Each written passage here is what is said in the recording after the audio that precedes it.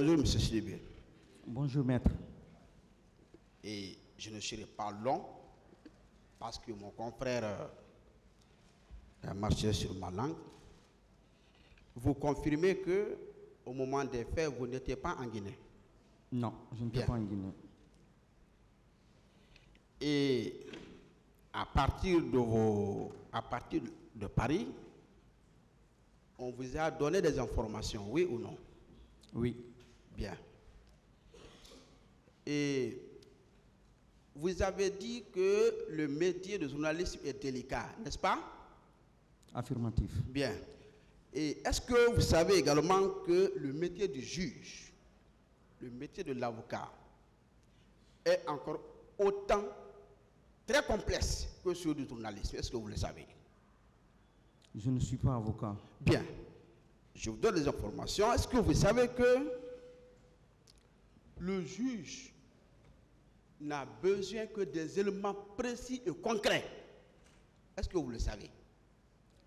Le juge aussi a besoin de renseignements, de pistes qu'il peut explorer. Que le juge peut explorer. Bien.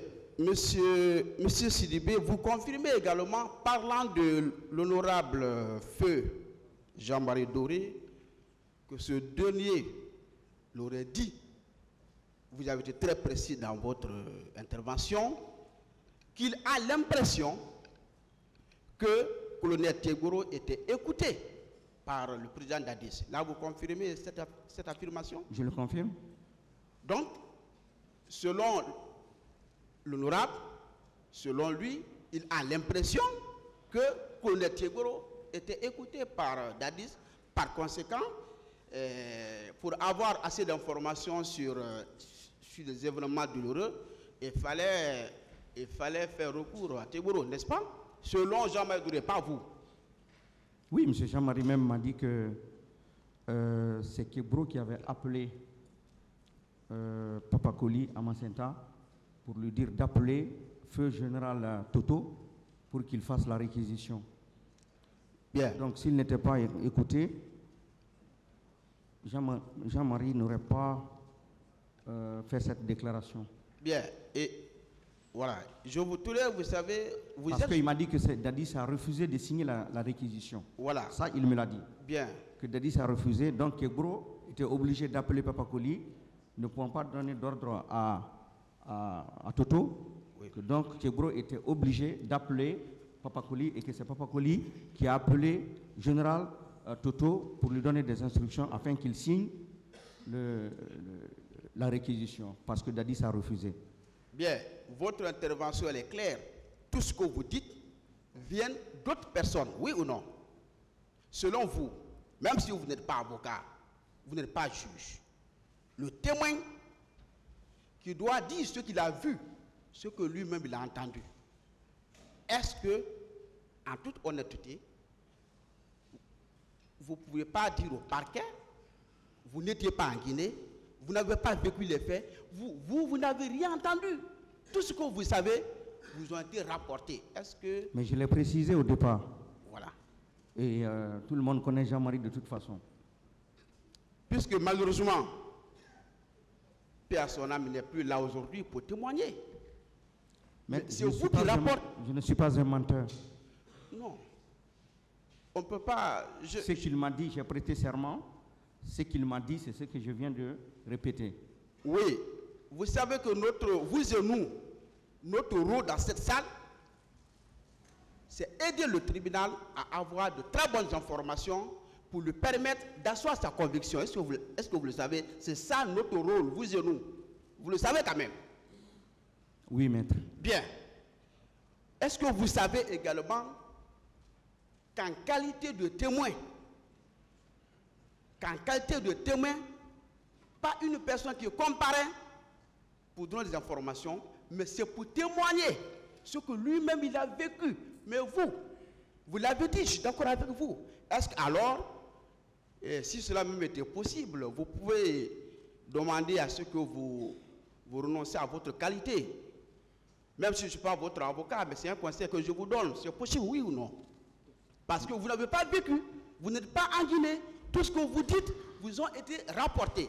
Et ceux qui vous ont rapporté, malheureusement, un est décédé. Est-ce que ces sources qui sont décédées, celles qui existent, peuvent comparaître?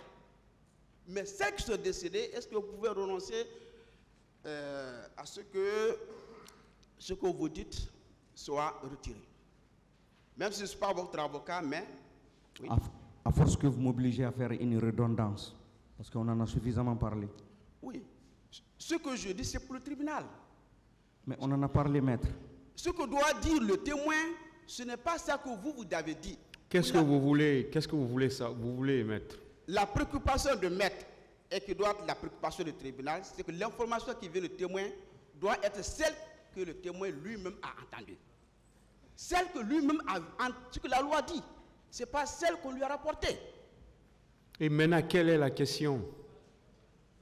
Parce que ça, vous lui expliquez des choses. Je pose la quelle est question la question maintenant, M. Sidibé. Est-ce que vous savez, Maître, en répondant à la question du procureur du parquet, procureur Sidibé, est-ce que vous savez en toute honnêteté que vous n'avez rien entendu, vous n'avez rien vu parce que vous n'étiez pas en Guinée? rien vu, oui, mais pas rien entendu.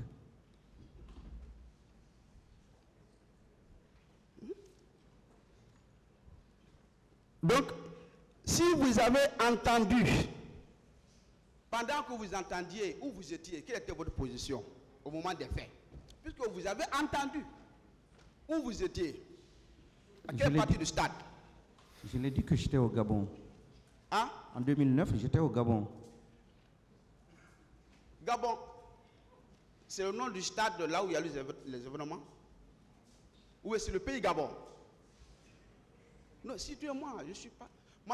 vous avez entendu les informations, telles que dit par la loi. Vous étiez où pendant ce moment? Je répète, s'il vous plaît, si ça ne vous...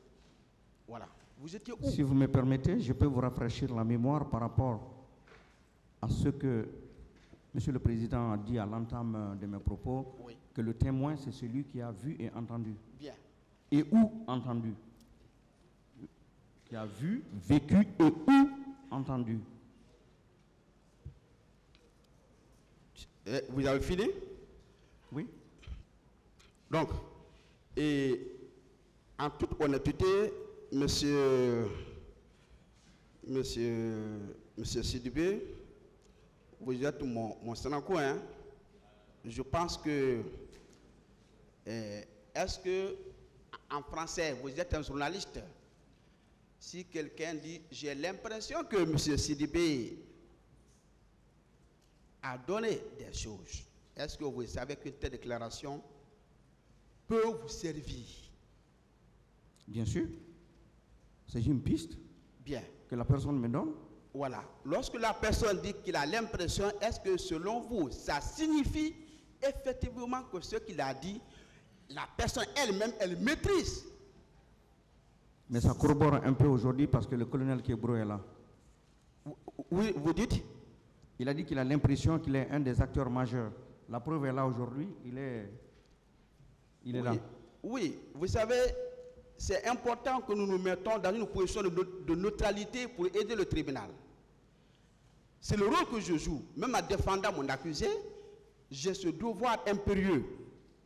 Je demande, est-ce que vous ne savez pas que chez nous, ici, pas au niveau de la presse, devant un juge pénal, lorsque vous dites que vous estimez, vous avez l'impression, chez nous, est-ce que vous savez que ça provoque le doute?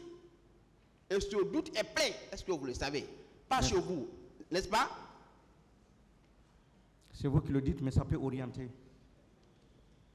On peut avoir l'impression et que ça corrobore avec la réalité. Bien. J'avais prévu des questions par rapport... Vous avez vos sources qui sont présentes en Guinée. Pour le tribunal, pour le peuple, pour vous-même et pour nous. Ce n'est pas pour exposer. Est-ce que vous savez que la loi vous donne l'obligation de faire, ce n'est pas une obligation de choix, une obligation de faire, les noms que vous citez doivent être donnés au tribunal, parce que c'est le juge pénal Est-ce que vous le savez? La loi sur la liberté de la presse me concède le droit de protéger mes sources.